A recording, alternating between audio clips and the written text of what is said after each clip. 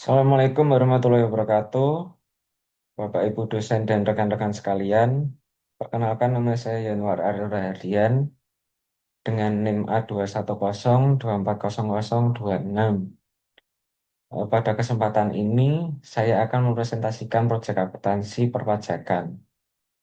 Tujuan dari presentasi ini adalah untuk menjelaskan perlakuan akuntansi dan perpajakan terkhususnya terkait PPN dan PPh final dan pencatatan jurnal atas beberapa transaksi yang terjadi di perusahaan.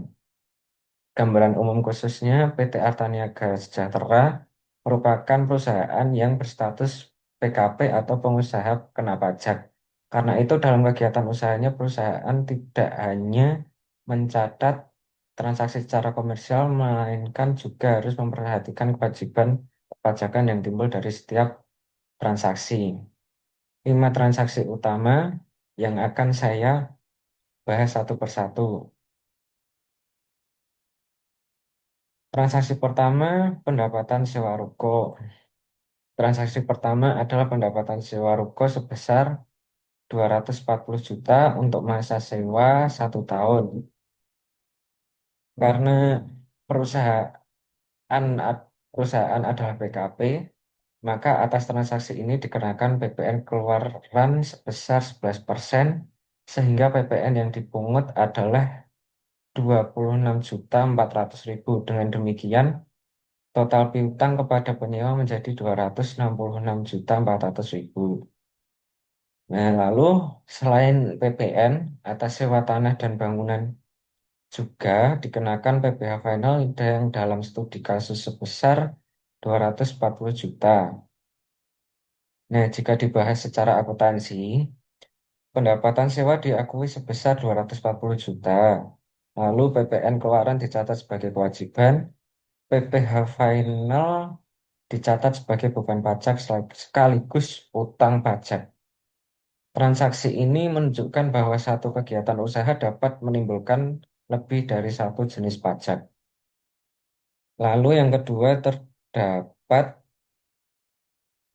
yang kedua terdapat transaksi pendapatan dari jasa pelayaran pelayaran dalam negeri sebesar 1,5 miliar.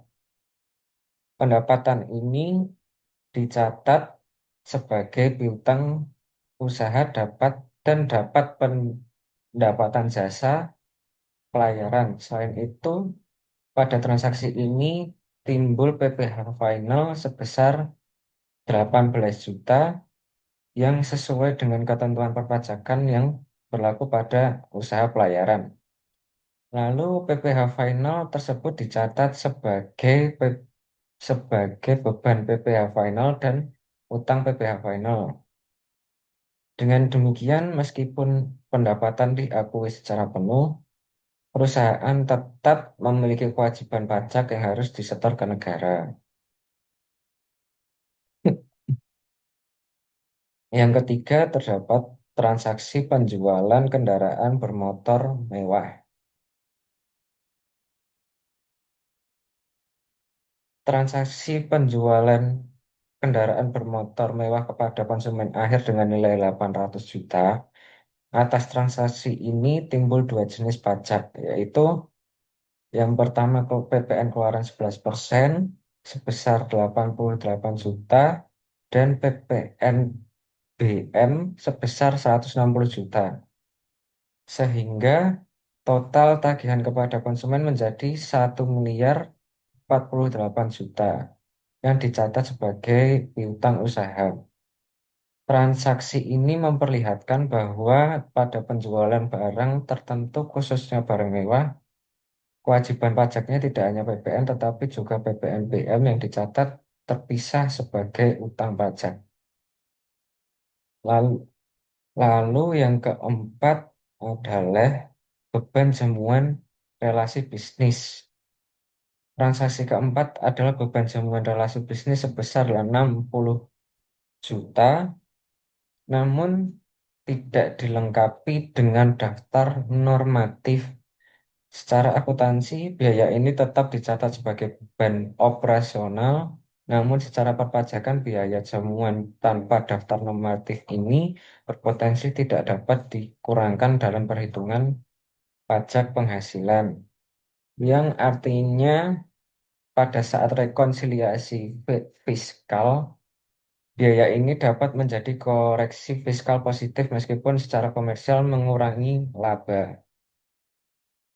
Lalu di transaksi yang kelima adalah transaksi beban gaji karyawan. Transaksi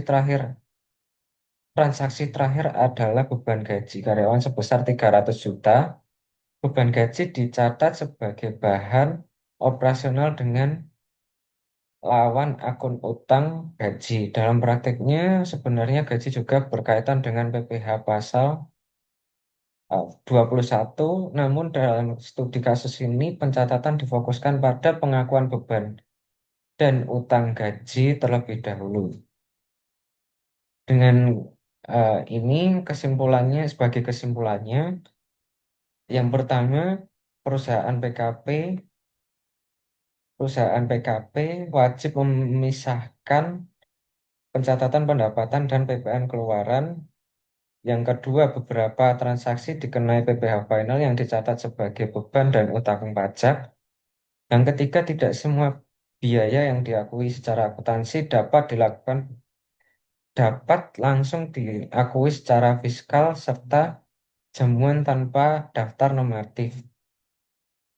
Dengan memahami hubungan antara akuntansi komersial dan akuntansi pajak, perusahaan dapat menyusun laporan keuangan yang benar sekaligus memenuhi kewajiban perpajakan yang tepat.